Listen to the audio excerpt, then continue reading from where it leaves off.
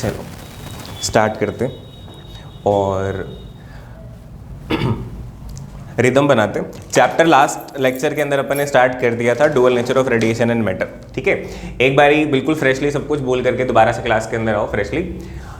इसका एक ही दिन गया अपना, और फर्स्ट डे वैसे भी इंट्रोडक्शन डे ही होता है, उसके अंदर कुछ ज़्यादा हमने नहीं करना होता, बट इस चैप्टर के हिसाब से देखें तो काफ़ी ज़्यादा हमने कर लिया है, क्योंकि ये छोटा सा ही चैप्टर है, बिल्कुल छोटा सा चैप्टर है, बिल्कुल आसान चैप्टर है। इस चैप्टर में आपका एक भी नंबर नहीं घटना चाहिए। ठीक है, और वेव ऑप्टिक्स के बाद से ये बात आपको मैं कह रहा हूँ कि अब जो लास्ट वाले चैप्टर हैं उसको आपने पहले अगर 100% एफिशिएंसी से पढ़ रहे थे ना, तो अब आपको 150 या 200% एफिशिएंसी से पढ़ना है कि इन चैप्टर को आपको अपना वीक पॉइंट बनने नहीं देना आपको, बल्कि इनको अपना स्ट्रॉन्ग पॉइंट रखना है कि जब बात आएगी फिजिक्स को रिवाइज करने की, लाइक अगर आपके प्री बोर्ड हो रहे हैं या कुछ भी हो रहा है, लाइक फाइनल एग्जाम भी आ रहे हैं, कोई कहीं पर भी टेस्ट हो रहा है और आपको ये है कि मुझे फिजिक्स के अंदर ये सारे चैप्टर करने हैं, तो आपके माइंड में ये चीज़ रहे हमेशा कि लास्ट वाले चैप्टर्स को करने की मुझे टेंशन नहीं है, इसको तो जल्दी से निपटा सकते हैं। पहले वालों के बारे में पॉजिटिव चीज़ रहे तो बढ़िया है, उसके बारे में बात नहीं कर रहे भी। इनके बारे में आपके पास एक वी कैन से कि क्वेश्चन रहना चाहिए आपके पास कि ये चैप्टर कब मर्जी निपटा सकते हैं। ठीक है, चलो इस चैप्टर को हमने स्टार्ट किया था। चैप्टर का नाम था dual nature of radiation and dual nature of matter, ढंग से बोलेंगे तो पहले हमारा टॉपिक था डुअल नेचर ऑफ रेडिएशन, यही सबसे पहले हेडिंग थी। इसके अंदर आपने जस्टिफाई किया कि रेडिएशन का डुअल नेचर होता है, सिंपल, खत्म हो गया। फिर उसके बाद में हमने जब डुअल नेचर को एक्सप्लेन किया था, उसके अंदर इंटरफेरेंस लिखा था, डिफ्रैक्शन लिखा था, जो वेव नेचर से एसोसिएटेड थी चीजें, और ये चीज हम पढ़ करके आ चुके हैं। तो हमें पता है कि लाइट का वेव नेचर होता है, जो लिखा है वो सच है। उसके बाद नेक्स्ट पैराग्राफ में आपने पार्टिकल नेचर के लिए एग्जांपल में कौन से प्रोसेस लिखे, फोटो इलेक्ट्रिक इफेक्ट लिखा था और कॉम्पटन इफेक्ट लिखा था। कॉम्पटन इफेक्ट आपको पता है कि आपके सिलेबस में नहीं है, कॉलेज लाइफ के अंदर जाकर के आएगा, सब कुछ सही रहा तो, है ना, और तो अगले साल ही आ जाएगा शायद, और आप सब कुछ सही रहा मतलब कि अगर आप लोगे तो, है ना, पास तो ही जाओगे, उसकी टेंशन थोड़ी। और क्या बात कर रहे थे, फोटो इलेक्ट्रिक इफेक्ट, वो आपके पास इसी ईयर है, सिलेबस में है, उसको हम करना स्टार्ट कर रहे थे। बट फोटो इलेक्ट्रिक इफेक्ट है क्या चीज़, फोटो इलेक्ट्रिक इफेक्ट क्या चीज़ है, उसको समझाने से पहले आपको ये बताया था कि फोटो इलेक्ट्रिक इफेक्ट एक्चुअली में किस तरह का प्रोसेस है ना। लाइक सपोज एक बच्चा जो है जिसको स्कूल के बारे में नहीं पता, उसको आप एक हो कि मैं 12th नॉन मेडिकल में हूँ, तो उसको समझ में आएगा क्या चीज़ होती है, तो उसको पहले बताना पड़ेगा ना कि जब आप बड़े होगे तो आपका एडमिशन होगा स्कूल में, फिर ऐसे क्लासेस होती हैं अलग अलग, फिर किसी क्लास में चूज़ करने पड़ते हैं सब्जेक्ट, पूरा बताओगे, फिर 12th नॉन मेडिकल के बारे में आप बता सकते हो, है ना। अब वो उसकी टेंशन है, वो समझे कि नहीं समझे, हम तो बता देंगे अपना सारा। तो वैसे ही फोटो इलेक्ट्रिक इफेक्ट एक्चुअली में है क्या, फोटो इलेक्ट्रिक इफेक्ट एक्चुअली में फ्री इलेक्ट्रॉन्स को मेटल सरफेस से बाहर निकालने का वन ऑफ द तरीका है। ठीक है, तो पहले अपन ने फ्री इलेक्ट्रॉन पढ़े कि फ्री इलेक्ट्रॉन क्या है, उन्हें फ्री इलेक्ट्रॉन क्यों कहते हैं, और क्या वो सच में बहुत ज़्यादा फ्री होते हैं। बहुत ज़्यादा फ्री नहीं होते, फ्री होते हैं but with terms and condition. Terms and condition क्या है, with in the surface of the metal, metal के सरफेस के अंदर अंदर तो फ्री है, बाहर जाकर के वो फ्री नहीं है, बाहर के लिए वो कैसे हैं, बाउंड ही है। ठीक है, ये बात अपन ने करी थी।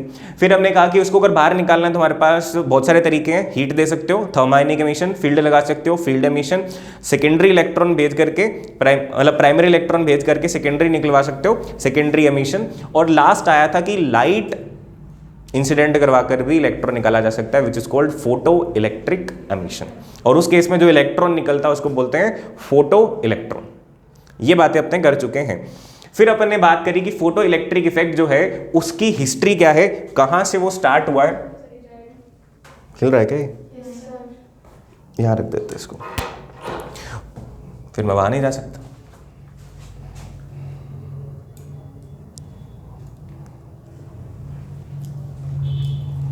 जस्ट वेट,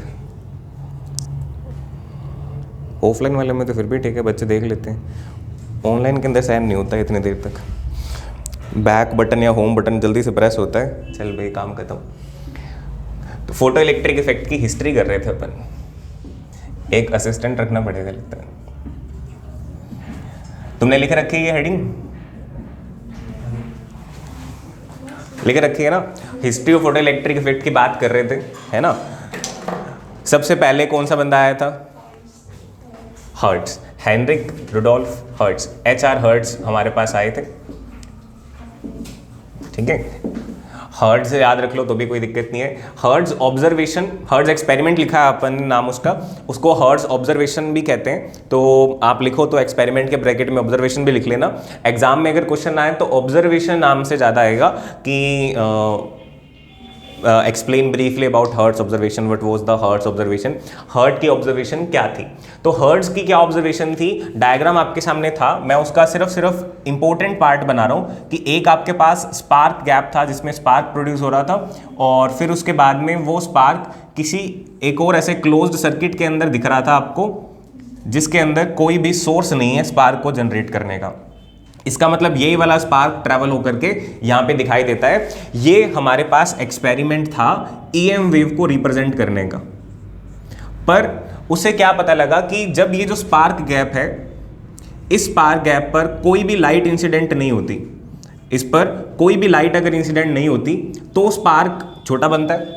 अगर लाइट इंसिडेंट करवा देते हैं, लाइक अगर अपन इस बॉक्स को ट्रांसपेरेंट या ग्लास का बना दें तो ये स्पार्क बड़ा हो जाता है, ऑब्वियसली ये बड़ा होगा तो ये भी बड़ा हो जाएगा।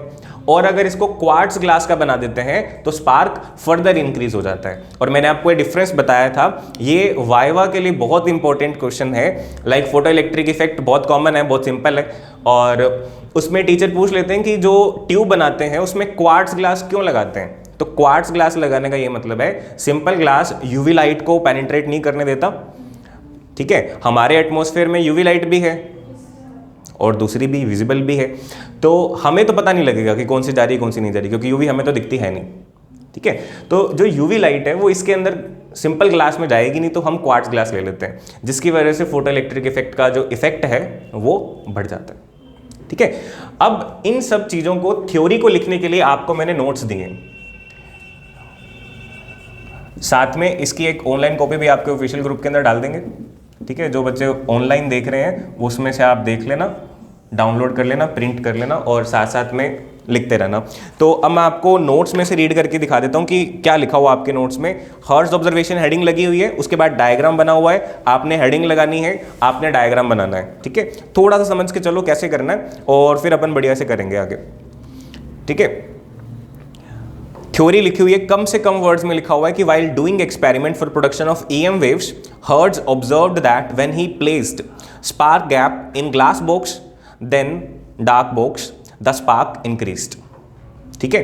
अब यहाँ पे आपको कोई भी वर्ड ऐसा लगे कि सर इसकी जगह मैं ये लिख सकता हूँ वो लिख सकता हूँ, तो आप अपनी मर्जी से चेंज कर सकते हो। लाइक कि glass box then dark box, यहाँ पे शायद कुछ कंफ्यूजन आ सकती है कुछ बच्चों को, तो आप ये लिख सकते हो देन की जगह पे glass box in place of dark box, तो ज़्यादा क्लियर रहेगी line. The spark increased also when glass box was replaced by quartz box, spark further increased. नीचे एक स्टार लगा करके बात लिखी हुई है, while performing experiment for production of EM waves by spark discharge he observed that spark occurs more rapidly when the gap is illuminated by light. ऊपर वाली बात को अच्छी लैंग्वेज में लिखने का तरीका नीचे लिखा हुआ, ठीक है। आपको दोनों पैराग्राफ लिखने हो आप दोनों लिख लो, आपका मन करे कि सिर्फ नीचे वाला लिखना है तो आप नीचे वाला लिख सकते हो। अगर एग्जाम में आएगा तो आपने क्या करना है, हेडिंग बनानी है, डायग्राम बनाना है और ये लाइन लिख करके आनी है कि स्पार्क बढ़ जाता है in the case of glass और फर्दर बढ़ जाता है in the case of quartz glass, ठीक है। लास्ट में एक बात लिखी हुई है, इसके आगे भी आप स्टार लगा लो कि hertz could not explain his observation. Hertz ने बता तो दिया कि मुझे कोई दिख रहा है, ठीक है। जैसे कि कोई बच्चा कहे कि मम्मी उस रूम में कोई है, पूछे कि कौन है, मुझे नहीं पता, है पर कौन है नहीं पता, ठीक है। सेम थ्योरी थी इसकी, तो इसको पता तो लग गया कि कुछ ना कुछ तो है, पर क्या है नहीं था। मतलब इसके पास ऑब्जर्वेशन है पर एक्सप्लेनेशन नहीं है, ठीक है। तो he could not explain his observations, he just had the observations but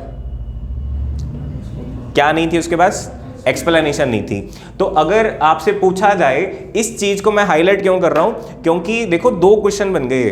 अगर photo electric effect, suppose KBC में चले जाओ तुम और 1 करोड़ का क्वेश्चन नहीं हो कि फोटो इलेक्ट्रिक इफेक्ट सबसे पहले देखा किसने, डिस्कवर किसने किया, हर्ट्ज ने। ठीक है। एक्सप्लेन किसने किया? आइंस्टीन ने, ठीक है। उसकी थ्योरी देकर के अच्छे से एक्सप्लेन किसने किया? आइंस्टीन ने। डिस्कवर किसने किया है? हर्ट्ज ने किया है। तो दो लोग हो गए इसके अंदर, देखने वाला यही है, तो डिस्कवरी इसके नाम पे ही रहेगी, ठीक है। Who discovered photoelectric effect? Hertz, ठीक है। अब आगे चलते हैं। वैसे बहुत सारे लोग जुड़े होते हैं एक एक्सपेरिमेंट के अंदर, मेन लोगों की बात करेंगे। तो आपने नोटबुक के अंदर हर्ट्ज वाली हेडिंग लिखनी है, डायग्राम बनाना और थ्योरी लिखनी है, लिख लोगे? तो आप नोट्स के अंदर मेंशन करते रहना कि कैसे कैसे करना हो, क्योंकि थ्योरी वाला चैप्टर है। यहां से पढ़ने के बाद अगर आप घर पे जाकर के इवनिंग में लिख लोगे, है ना, तो आपका ये चैप्टर 110% पक्का तैयार हो जाएगा, जिसमें कोई भी मार्क्स कटने वाला नहीं है। अब आगे चलते हैं। Next scientist in the series कौन है हमारे पास? इसका नाम अजीब सा है,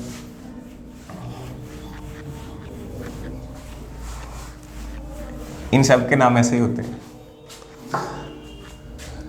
सेकंड है कुछ हेल करके, इसका नाम है,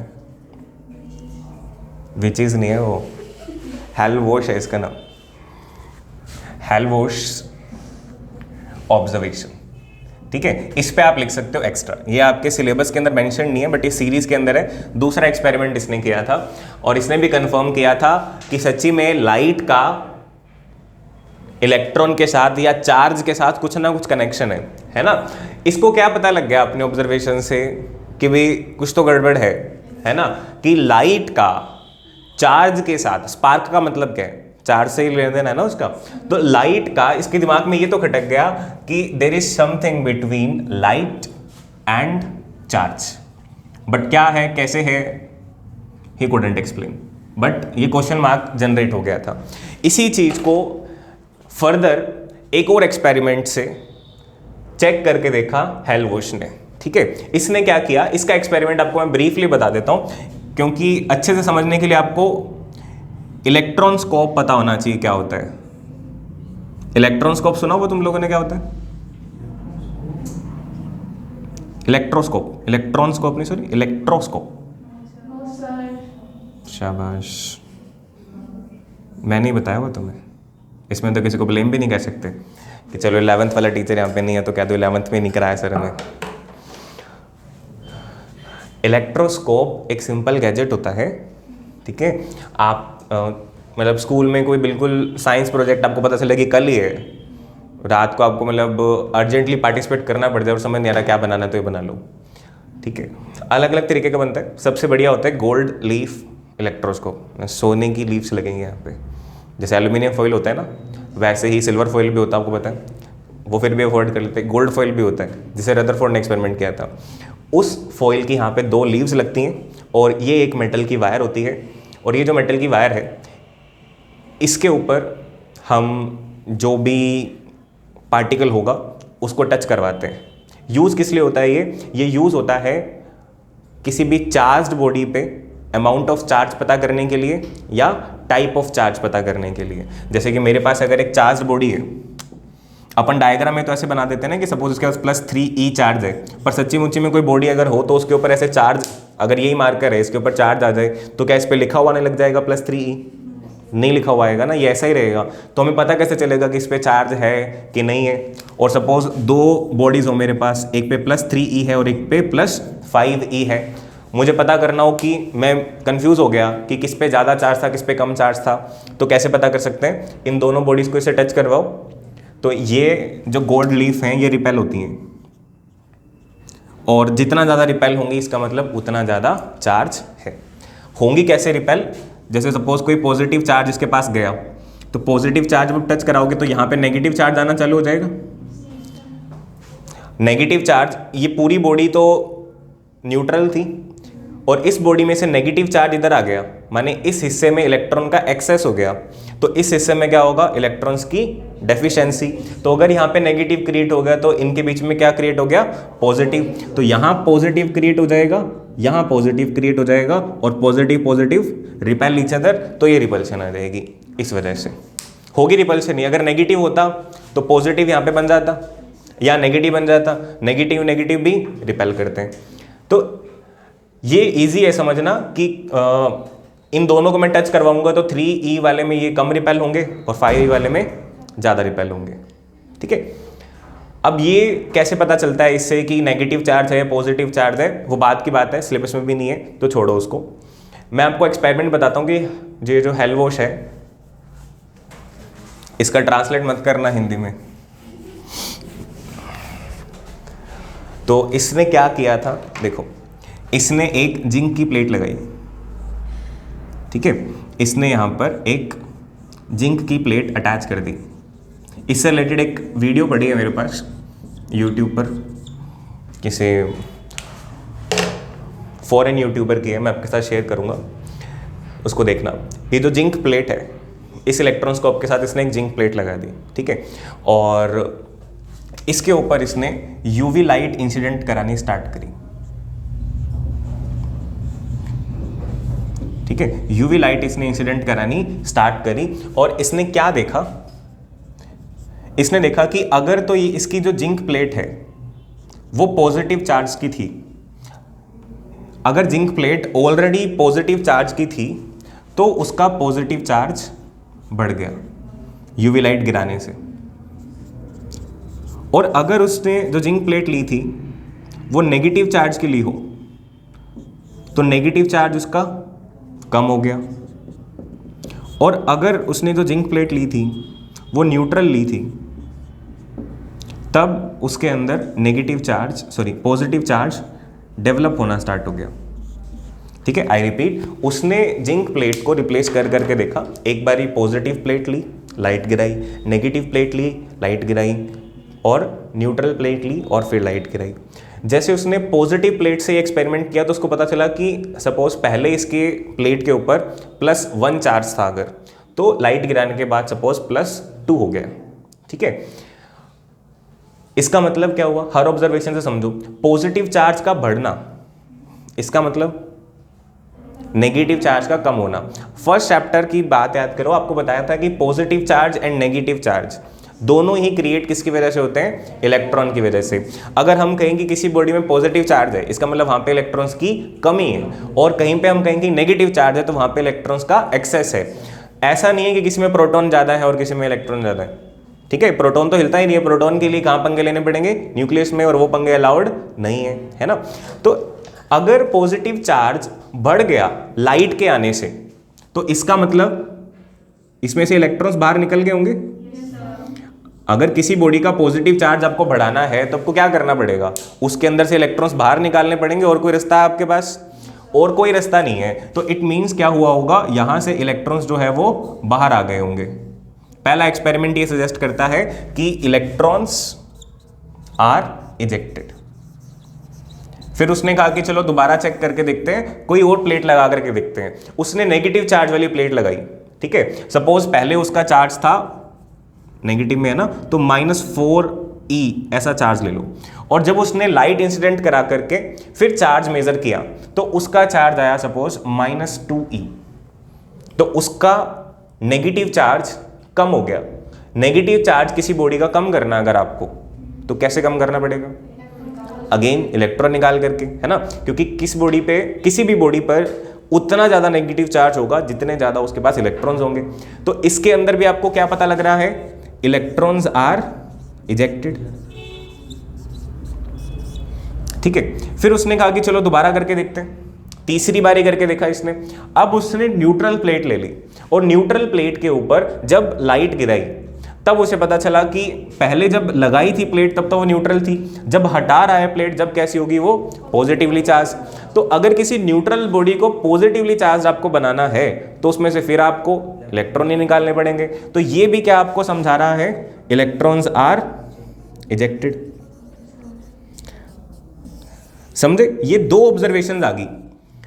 पहले हर्ट्ज ने ऑब्जर्व किया कि लाइट का चार्ज के साथ लेना देना है, उसे ये नहीं पता था कि लाइट का कौन से चार्ज के साथ लेना देना है, पॉजिटिव चार्ज के साथ लेना देना है या नेगेटिव चार्ज के साथ लेना देना है। हर इफेक्ट के अंदर आप डिस्टिंग्विश करके देखना कि इसमें क्या समझ में आया और इसमें उससे नेक्स्ट क्या चीज समझ में आई।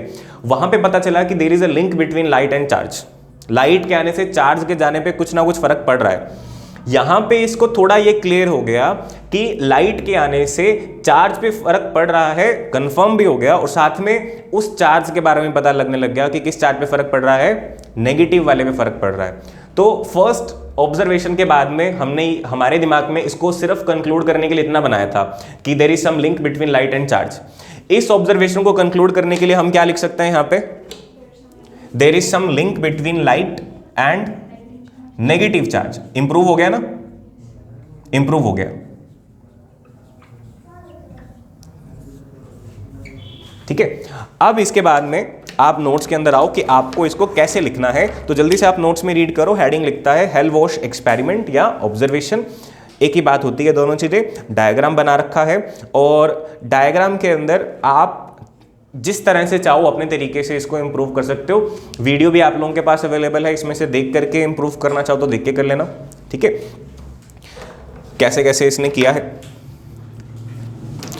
हेलवॉश studied further by taking a zinc plate and an electroscope.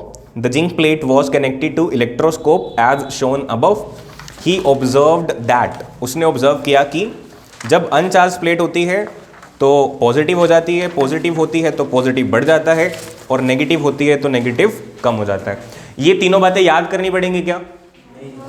Common सी बात है, इलेक्ट्रॉन निकाल दो, पॉजिटिव है तो पॉजिटिव बढ़ेगा, नेगेटिव है तो नेगेटिव गिरेगा, और जीरो है तो पॉजिटिव बनेगा, ठीक है। ये तीनों बातें वहां पे लिखी हुई हैं, ये तीन बातों पे आप टिक कर लेना कि ये आपको लिखनी है। फिर लास्ट में लिखा है कि all the observations show that, सारी की सारी ऑब्जर्वेशन किस तरफ इशारा करती हैं कि जब यूवी लाइट फॉल करती है जिंक प्लेट पर, तब नेगेटिवली चार्ज्ड पार्टिकल्स इसके अंदर से बाहर आ रहे हैं, ठीक है। इसके अंदर से कुछ नेगेटिव चार्ज बाहर आ रहा है, तभी पॉजिटिव बन रहा है। Is that okay? चलो अब आगे चलते हैं। तो धीरे धीरे हम हिस्ट्री को देख रहे हैं। पहले हर्ट्ज ने कुछ देखा, उसने बता दिया कि भाई ऐसा कुछ हो रहा है, उसने रिपोर्ट कर दिया। फिर उसके बाद में हेलवॉश ने देखा, इसने रिपोर्ट कर दिया कि ऐसा कुछ हो रहा है। तो अब दो लोग कह रहे हैं, समझा नहीं पा रहे, तो ये तो पक्का हो गया कि जो ये कह रहे हैं वो सच है, ठीक है। कुछ ना कुछ तो है लाइट और चार्ज के बीच में। अब टाइम आया कि जो साइंटिस्ट, नेक्स्ट साइंटिस्ट लिनार्ड्स ऑब्जर्वेशन लिखेंगे अपन। पहले मैं हेडिंग लिख देता हूं, फिर बात करते हैं इनकी। और आपको मैं ये भी डिफरेंशिएट करा रहा हूं कि सबकी ऑब्जर्वेशन में फर्क क्या है। आपको पहली दो ऑब्जर्वेशन में फर्क पता चल गया, ठीक है। ये बारीकियां पकड़ा करो, ये बारीकियां उसी बच्चे के पास होगी जिसने दिमाग से और दिल से भी क्लास लगाई है, प्रेजेंटली होल बॉडी से क्लास लगाई है यहाँ पे, तब पता लगेगा। नहीं तो हर्ट्ज हेलवॉश अलग अलग पता हो सकता है, बट इन दोनों में फर्क क्या है, दोनों को पढ़ने की क्या जरूरत है। इंप्रूव्ड है ना ये। अब देखो, इससे ये पता चल गया कि कुछ ना कुछ लिंक तो है, ठीक है। तो फिर साइंटिस्ट ये ट्राई करने लग गए, स्पेशली डिजाइन करने चालू हो गए एक्सपेरिमेंट्स, जिसके अंदर लाइट को बुलाया जाए और लाइट से नेगेटिव पार्टिकल्स को निकाला जाए, ठीक है। पहले तो इसने कोई एक्सपेरिमेंट डिजाइन किया था क्या? इसने नहीं किया। इसने इसकी ऑब्जर्वेशन को क्रॉस चेक करने के लिए एक सिंपल सा, जो पुराना इलेक्ट्रोस्कोप तो बहुत पुरानी चीज है, उसी के साथ इसको क्रॉस चेक किया था, सिंपल। और जब कंफर्म हो गया, अब ये जो साइंटिस्ट है, ये इनके बाद वाला साइंटिस्ट है लिनार्ड, फिलिप लिनार्ड पूरा नेम था इनका, ठीक है। जो फिलिप्स वाली ट्यूबलाइट्स आती ना, तो वो फिलिप जो नाम है बहुत सारे लोगों के होते हैं, ठीक है। ये वेस्टर्न नेम ही है, जैसे आप कुछ क्रिकेटर देखते होगे तो उनका नाम भी फिलिप होता है। इसका नाम था फिलिप लिनार्ड, पी लिनार्ड, इसका मुझे पूरा याद नहीं है। तो इन्होंने क्या किया, एक एक्सपेरिमेंट डिजाइन करा। एक ट्यूब ली,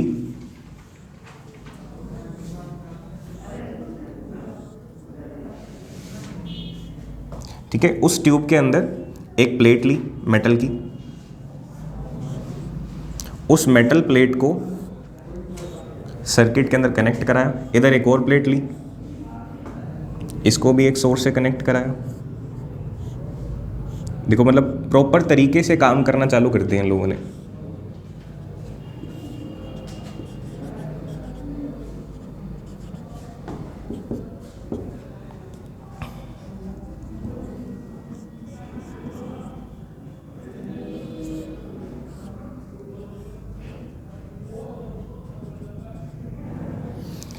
ये देखो, ऐसा सा कुछ सिंपल से तरीके से हम अरेंजमेंट दिखा सकते हैं इसको आप समझो। आप खुद भी ऐसा दिमाग लगा करके एक्सपेरिमेंट बना सकते थे।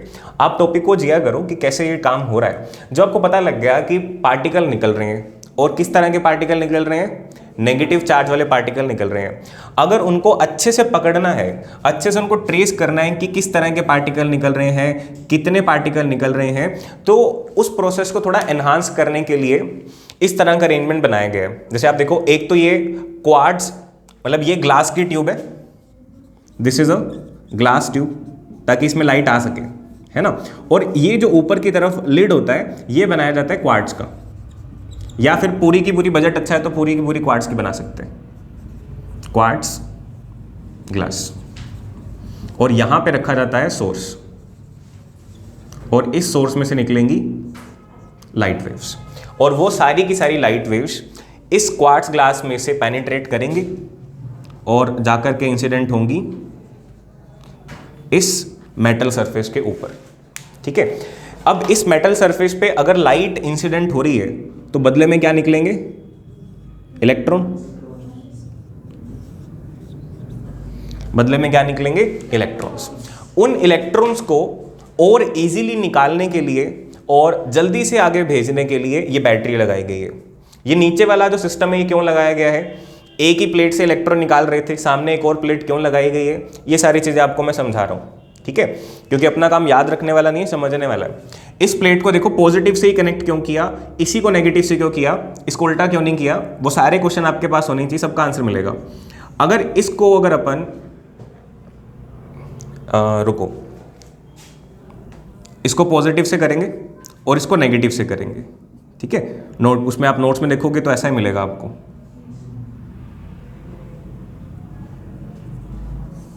इस तरह से, क्योंकि रीजन है ना हर चीज का, रटोगे तो पता नहीं चलेगा कि क्या चीज आपने कहां चिपका दी। समझ के करोगे तो, क्रॉस चेक करोगे तो खुद को पता चल जाएगा गलती कहां पे है। इस प्लेट को हमने न्यूट्रल की बजाय नेगेटिव चार्ज बना दिया, क्यों, ताकि जैसे इलेक्ट्रॉन इसके अंदर से प्रोड्यूस हो, सिर्फ सरफेस से इलेक्ट्रॉन निकल करके बाहर आया है, तो क्योंकि ये प्लेट खुद नेगेटिव चार्ज है तो ये उस इलेक्ट्रॉन को धक्का मारना स्टार्ट कर दे, ये इलेक्ट्रॉन यहां से इस प्लेट को छोड़ के जल्दी से चला जाए। ठीक है, तो जो इलेक्ट्रॉन बाहर निकला है लाइट की वजह से, वो इस प्लेट की वजह से और इजीली बाहर निकल जाएगा, और पॉजिटिव प्लेट अगर सामने रख दी जाएगी तो और इजीली बाहर आ जाएगा। ठीक है, तो इस नेगेटिव और इस पॉजिटिव प्लेट का मतलब समझ में आ गया कि इसने ये बैटरी क्यों लगाई है और इसको ही नेगेटिव और इसको ही पॉजिटिव क्यों किया है। लाइक मैंने यहाँ पे गलती से इसको पहले पॉजिटिव उसको नेगेटिव बना दिया था, तो अगर मैं बना देता तो बल्कि नुकसान था, जो इलेक्ट्रॉन बाहर निकलता वो वापस वहीं चिपक जाता। ठीक है, तो हमें पता नहीं लगता कि कोई नेगेटिव चार्ज निकल भी रही है या नहीं भी। तो इस एक्सपेरिमेंट को डिजाइन किया गया, लेनार्ड ने ये एक्सपेरिमेंट डिजाइन किया और इसको चेक किया, ये सेटअप बनाया कि एक ट्यूब ली, उसके अंदर दो, इनको आप प्रॉपर साइंस की लैंग्वेज में इलेक्ट्रोड्स कह सकते हो, है ना। नेगेटिव चार्ज वाले को आप क्या बोलते हो, कैथोड। नेगेटिव चार्ज वाले को आप कैथोड बोल देते हो, है ना। और पॉजिटिव चार्ज वाले को आप, दो तरह के कॉन्सेप्ट होते हैं आपके केमिस्ट्री में, एक नेगेटिव पॉजिटिव के हिसाब से इलेक्ट्रोड का नाम देते हो और एक ऑक्सीडेशन रिडक्शन के हिसाब से, सिंपल लेवल वाले की बात कर रहे हैं। तो नेगेटिव वाले को आपने कैथोड का, तो कैथोड पर आपने लाइट गिराई और जैसे ही इलेक्ट्रॉन इसमें से निकलेंगे वो इलेक्ट्रॉन निकल करके फटाफट से यहाँ पे पहुंच जाएंगे। किसकी वजह से, इसके नेगेटिव होने की वजह से और इसके पॉजिटिव होने की वजह से। और सपोज यहाँ से इलेक्ट्रॉन यहाँ पे पहुंच जाएंगे तो वो इलेक्ट्रॉन इस सर्किट के अंदर घूम के आएंगे वापस। और अगर किसी सर्किट में इलेक्ट्रॉन घूमने लग जाए, इसका मतलब क्या बन गया, करंट। और अगर करंट बन गया तो क्या एमीटर के अंदर मेजर हो सकता है, हो सकता है। सपोज एमीटर में मेजर नहीं हो रहा तो एमीटर से छोटा एमीटर आता है मिली एमीटर, मिली एमीटर से और छोटा एमीटर आता है माइक्रो एमीटर। ठीक है, तो लगभग इन एक्सपेरिमेंट्स के अंदर आपको माइक्रो एमीटर या मिली एमीटर लगाना पड़ता है। ठीक है, जो माइक्रो एमीटर वाले करंट होते हैं वो बड़े एमीटर के अंदर नहीं आते। ठीक है, जैसे कि आप देखते हो ना वेइंग मशीन्स जो होती हैं, जो इनके पास होती हैं, ज्वेलरी वालों के पास होती हैं वेइंग मशीन, वो काफ़ी छोटी होती हैं, मतलब 1-2 ग्राम या पॉइंट्स के ग्राम का भी फर्क पड़ता है ना पे गोल्ड खरीदना है तो। और अगर आप सब्जी वब्जी लो, चीनी लो, 1 किलो के अंदर 10 ग्राम ज़्यादा भी आएगी तो कोई दिक्कत नहीं है ना, तो वो सोचता ना हम। और गोल्ड लो तो 1 ग्राम भी ज़्यादा है तो पैसे लगेंगे ना, लगेंगे, और कम आया तो पैसे कम भी होंगे। सेम है, तो माइक्रो एमीटर यहाँ पे लगा सकते हैं। इसको मैंने आपको एज अ टॉपिक नहीं समझाया, आपको मैं इस साइंटिस्ट की सोच समझा रहा हूं, तो आप उसकी सोच से कनेक्ट कर पा रहे हो क्या कि उसने ये एक्सपेरिमेंट डिजाइन क्यों किया, ऐसा ही डिजाइन क्यों किया। ठीक है, एक मेटल प्लेट लेनी चाहिए थी और लाइट सोर्स लेना चाहिए था, ये चीज तो पक्की थी। और उसने क्या किया, एक प्रॉपर इवैक्यूएटेड ग्लास ट्यूब, बिल्कुल खाली हुई है, इवैक्यूएटेड होती है, बिल्कुल वैक्यूम होती है, इसके अंदर कोई गैस कुछ नहीं भरा हुआ। ठीक है, और इसके अंदर अब इसने लाइट इंसिडेंट करानी स्टार्ट करी, और जब इसने एक्सपेरिमेंट किया होगा तब तो इसमें कोई रीडिंग होगी नहीं, और इसके पास दिमाग में क्या था कि अगर रीडिंग आ गई एमीटर के अंदर, अगर समहाउ एमीटर के अंदर रीडिंग आ गई, इसका मतलब जो चीज़ें चल रही हैं वो चीज़ें सही हैं, और एक प्रूफ मिल जाएगा, वो भी एक्सपेरिमेंटल सही तरीके से प्रूफ मिल जाएगा, और इसकी फर्दर कैलकुलेशन की जा सकती है कि जैसे अगर लाइट को रिप्लेस कर करके देखा जा सकता है कि करंट बढ़ता है या कम होता है ना, लाइट सोर्स को आगे पीछे मूव किया जा सकता है, वोल्टेज को कम ज़्यादा किया जा सकता है, बहुत सारे फैक्टर यहाँ पे इंट्रोड्यूस करके एक्सपेरिमेंट को चेक किया जा सकता है। समझे बात? ठीक है, अब इस टॉपिक को एज अ टॉपिक पढ़ते हैं, कैसे करना आपको, आप नोट्स के अंदर आओ। आपको सबसे पहले हेडिंग लगानी है लिनार्ड्स ऑब्जर्वेशन। लिनार्ड ने क्या देखा वो आपको बताना है, तो आपको पहले तो ये वाला टेबल बनाना है, सॉरी डायग्राम बनाना है, और डायग्राम आपको याद रखना पड़ेगा या याद हो गया? हो गया, याद हो गया। तो बस उसके बाद में आपको ये लिखना है कि Lenard observed that when UV radiation incident on emitter plate, C लिखा हुआ ब्रैकेट में, सी माने cathode, of an evacuated glass tube having two metal plates, current flow in the circuit, but as soon as UV radiation stops, the current flow also stops. क्या कहा इसमें कि Lenard ने क्या देखा, ऐसा सेटअप बना दिया, और इसके ऊपर जैसे लाइट इंसिडेंट कराता है तो इसमें रीडिंग आती है, लाइट रोक देता है तो रीडिंग रुक जाती है ना। आएगी कैसे, क्योंकि सर्किट तो टूटा हुआ है, ये मेटल की प्लेट इस मेटल की प्लेट से दूर है और बीच में क्या है, वैक्यूम, तो सर्किट तो कंप्लीट है नहीं, तो इट मीन्स यहाँ पे रीडिंग तो आनी ही नहीं चाहिए, नहीं आनी चाहिए ना।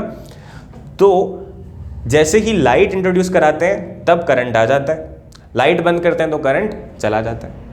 इससे क्या पता लगा कि लाइट के आने से कौन बाहर निकल रहा है। यहां पे क्या पता लगा था कि लाइट का रिलेशन है चार्ज से, यहां पता लगा था कि लाइट का रिलेशन है नेगेटिव चार्ज से, और यहां पता लग गया कि लाइट का रिलेशन है इलेक्ट्रॉन से। स्टेप बाय स्टेप आपकी इंफॉर्मेशन अपडेट होती जा रही है ना। तो ये भी चीज आप समझ सकते हो कि आपके पास अपडेट कैसे कैसे आ रहा है। कंक्लूजन लिखता है कि when UV radiations fall on the cathode plate C, the electrons are ejected from it, which are attracted towards anode plate A. The electron flowing from C to A, means cathode to anode, completes the circuit and hence current begins to flow. And we get reading in ammeter. यहाँ तक कोई दिक्कत? ठीक है, बहुत important हिस्से चल रहे हैं, ये एग्जाम में आते हैं, और इसके अंदर बच्चे बहुत बारी थ्योरी नहीं लिख पाते, सिर्फ डायग्राम बना के छोड़ देते हैं, तो उनके मार्क्स भी आधे चले जाएंगे इसके। आप लिखाओगे थ्योरी? सिंपल सी बात है कि उसने ये अरेंजमेंट किया, और अरेंजमेंट करने के बाद ऑब्जर्वेशन और कंक्लूजन लिख देना। ऑब्जर्व क्या किया, जब तक लाइट है तब तक करंट, लाइट बंद तो करंट भी बंद, और उसे कंक्लूड क्या होगा कि on the incident of light electrons are being ejected which completes the circuit and hence current flows in the circuit. बस ठीक है, तो अब आपको फोटो इलेक्ट्रिक इफेक्ट अच्छे से दिखने लग गया। फोटो इलेक्ट्रिक इफेक्ट क्या था, फोटो की वजह से इलेक्ट्रॉन्स के निकलने वाला इफेक्ट। तो इलेक्ट्रॉन्स तक हम थर्ड साइंटिस्ट की हेल्प से पहुंच चुके हैं। अब अभी भी एक्सप्लेनेशन नहीं मिली अपने को कि ये इलेक्ट्रॉन क्यों निकल रहे हैं बाहर, कैसे निकल सकते हैं बाहर, ठीक है, ये चीजें नहीं पता लगी हैं, but photo electric effect observe हो गया। दो चीजें होती हैं, एक एक्सपेरिमेंट और एक उसके पीछे का रीजन, ठीक है। जैसे कि बहुत सारे जो पर्सन है जिनके पास साइंस नहीं है, वो बहुत सारे साइंस के एक्सपेरिमेंट का यूज करते हैं क्योंकि इन्हें ऑब्जर्वेशन पता है। जैसे मैंने बहुत बार तुम्हें एग्जांपल दिया है, किसका, वो गन्ने वाले का एग्जांपल दिया ना, कि रिफ्रैक्शन का यूज करता है वो अपनी दुकान को सजाने के लिए, 4-5 ग्लास लगाता है, उसके अंदर पानी भर के नींबू डाल के रखता है, उसको सुंदर से लगते हैं वो, है ना। ऑप्टिकल फाइबर से वो एक मैंने वो भी आपको एग्जाम्पल दिया था। इस तरह का मेले में आपके पास कोई चीज़ आती है, क्या बोलते हैं पता नहीं मुझे उसको, ये अमेजोन वगैरह पे भी खरीद सकते हो आप। यहाँ पे एक छोटी सी LED होती है और इसकी टिप्स पे लाइट जलती हुई दिखती है आपको, बड़ी सुंदर सी लगती है ये, है ना। तो ये वो जो बंदा बेच रहा है उसको भी अच्छी लग रही है, जो खरीद रहा है उसको भी अच्छी लग रही है, तभी खरीद रहा है, बट हो सकता है दोनों को पता ही नहीं कि ऑप्टिकल फाइबर है और लाइट कैसे ट्रैवल कर रही है।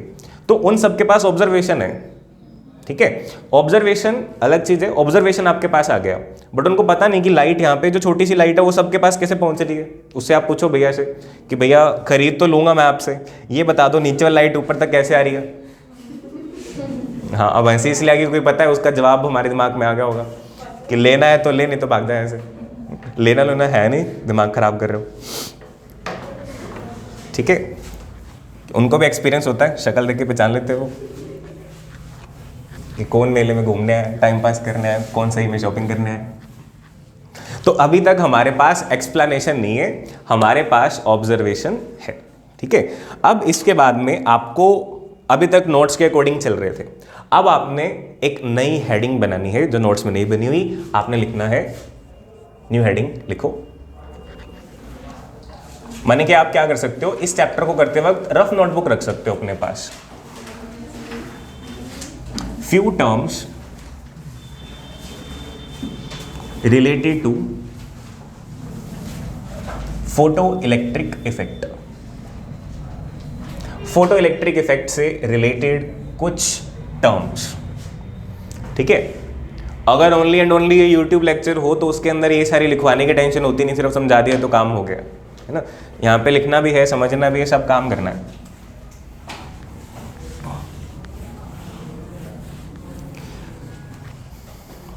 Few terms related to photo electric effect, ये हेडिंग आप बनाओगे। इसके अंदर कुछ कुछ टर्म्स आपको मैं सिखा रहा हूँ, वो आपने मेंशन करनी है। लाइक सबसे पहली जो टर्म लिखनी है आपने, वो लिखनी है वर्क फंक्शन।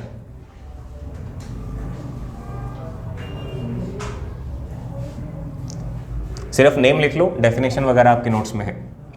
W या फाई से रिप्रेजेंट करते हैं इसको, वर्क फंक्शन।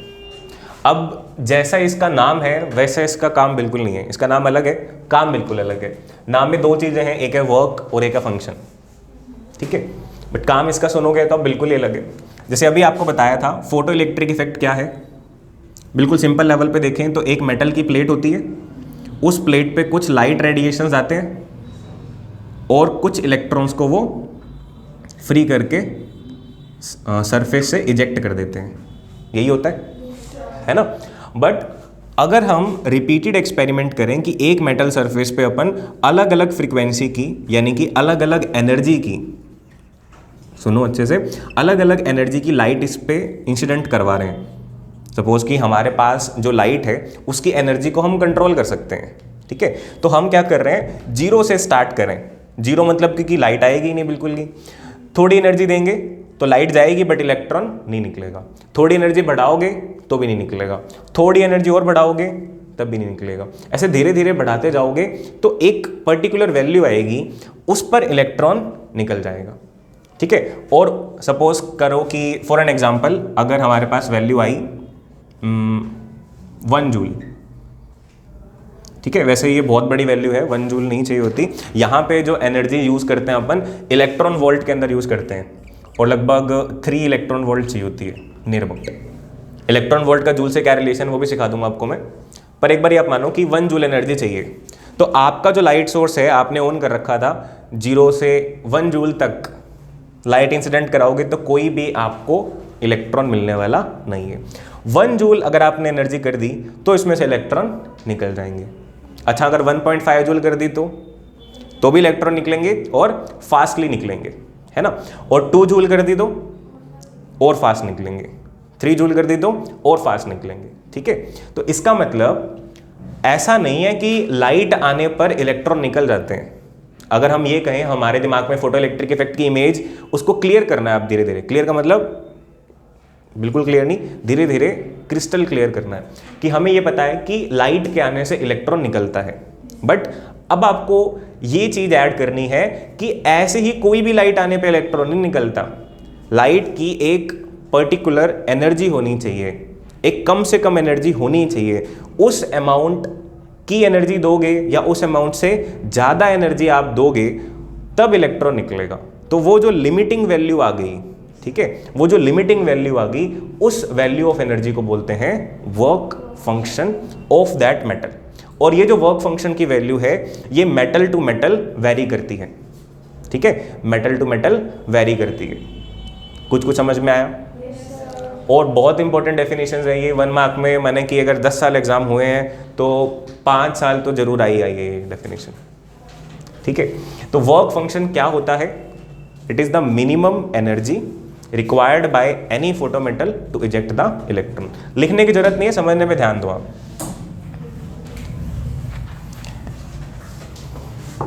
ऐसी बहुत बारी आपके पास चीजें आती है जहां पे आपने ये पढ़ा होता है कि इतना, जैसे क्रिटिकल एंगल हमने पढ़ा था, है ना, कि क्रिटिकल एंगल क्या था? मिनिमम एंगल जहां पे TIR होना स्टार्ट होता है।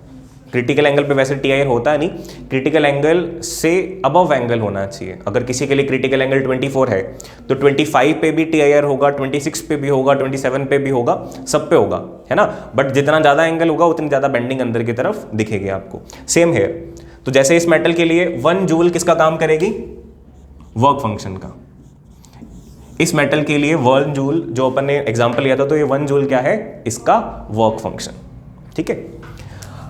अब एक और चीज आप समझो, कॉमन सेंस से आपका दिमाग ऑटोमेटिकली आपको ये समझा देगा कि अगर मेरे पास 2 मेटल्स हैं, हमारे माइंड की भी बहुत पावर है, उसको बहुत चीजें बिना समझाए समझ आ जाती है। इसके लिए सपोज वर्क फंक्शन है 1 जूल, यही वाला मेटल है, इसका मतलब 1 जूल इसका वर्क फंक्शन है। इसका मतलब क्या हुआ? क्या आपका दिमाग समझ लेगा कि इसके ऊपर आप लाइट अगर फेंक रहे हो 1 जूल से कम की तो कोई फायदा नहीं है, इलेक्ट्रॉन बाहर निकलने वाला नहीं है। 1 जूल या उससे ज़्यादा की एनर्जी है अगर लाइट की तो इलेक्ट्रॉन्स बाहर निकलेंगे, है ना। और दूसरा मेटल मैं अगर कहूँ उसका वर्क फंक्शन है 2 जूल, इसका क्या मतलब हुआ? इसके अंदर से इलेक्ट्रॉन निकालने के लिए आपको कितनी एनर्जी चाहिए? कम से कम 2 जूल। इनमें से फोटो इलेक्ट्रिक इफेक्ट के लिए कौन सा ज़्यादा अच्छा है? पहले वाला या दूसरे वाला? ये ज़्यादा सेंसिटिव है। क्यों? है ना, क्योंकि सेम अमाउंट ऑफ एनर्जी पर ये तो दे देगा और वो नहीं देगा, ये ज़्यादा सेंसिटिव है। तो वर्क फंक्शन किसके लिए यूज़ किया जा सकता है? To decide the level of photo sensitivity. हर मेटल फोटो सेंसिटिव होता है, हर नॉन मेटल भी होता है मोस्ट ऑफ द केसेस में। बट अगर आपको पता करना हो, आपके पास 2 पीसीज हो लाइक A एंड B, और आपको पता करना हो कि कौन सा ज़्यादा सेंसिटिव है, ज़्यादा फोटो सेंसिटिव है। फोटो सेंसिटिव समझते हो ना, सेंसिटिव टुवर्ड्स लाइट। तो फोटो सेंसिटिविटी अगर आपको चेक करनी है तो आप उसकी क्या वैल्यू चेक करोगे? वर्क फंक्शन की। जिसका वर्क फंक्शन कम वो फोटो सेंसिटिव ज़्यादा, जिसका वर्क फंक्शन ज़्यादा वो कम फोटो सेंसिटिव। क्यों? क्योंकि उसमें से इलेक्ट्रॉन निकालना ज़्यादा मुश्किल है, ठीक है। अब जाकर के वर्क फंक्शन क्लियर हो गया आपको अच्छे से कि क्या है इसका फिजिकल सिग्निफिकेंस क्या है। बहुत बार ये क्वेश्चन आ जाता है, what is the physical significance of work function. तो अगर आपको वर्क फंक्शन पता चल जाए तो you can compare the photo sensitivity of different samples, ठीक है। अब इसकी डेफिनेशन आपके पास लिखी हुई है, आप देखो क्या लिखता है। The minimum energy required to free an electron from its metallic bonding is called work function. It is represented by W और phi. It is measured in electron volt. Electron volt में मेजर किया जाता है, इसको joules में major नहीं किया जाता, क्योंकि जूल बड़ी एनर्जी है इलेक्ट्रॉन के हिसाब से। वैसे दुनिया के हिसाब से तो छोटी एनर्जी है, क्योंकि हमारा बिल हम जूल में लेना पसंद नहीं करते। हम कितना लेना पसंद करते हैं? 3.6 इंटू 10 की पावर 6 जूल, जिसको अपन 1 यूनिट कहते हैं। तो रियलिटी वाली बड़ी दुनिया के अंदर तो ये जूल छोटी यूनिट है, बट अभी बात किसकी चल रही है? इलेक्ट्रॉनों की। तो इसके लिए जूल बड़ी यूनिट है, ठीक है। तो आपको समझ के चलना पड़ेगा कहाँ पे यही चीज़ बड़ी हो जाएगी और यही चीज़ छोटी हो जाएगी। यहाँ पे आपको अब और छोटी यूनिट चाहिए, तो जूल से छोटी यूनिट होती है इलेक्ट्रॉन वोल्ट, EV। और 1 EV is equals to 1.6 into 10 raise to power. ये चीज़ देखी है क्या? क्या है ये? चार्ज ऑन इलेक्ट्रॉन नहीं है क्या ये? तो 1 इलेक्ट्रॉन वोल्ट एक्चुअली में होता क्या है? आपने ये फॉर्मूला पढ़ा है?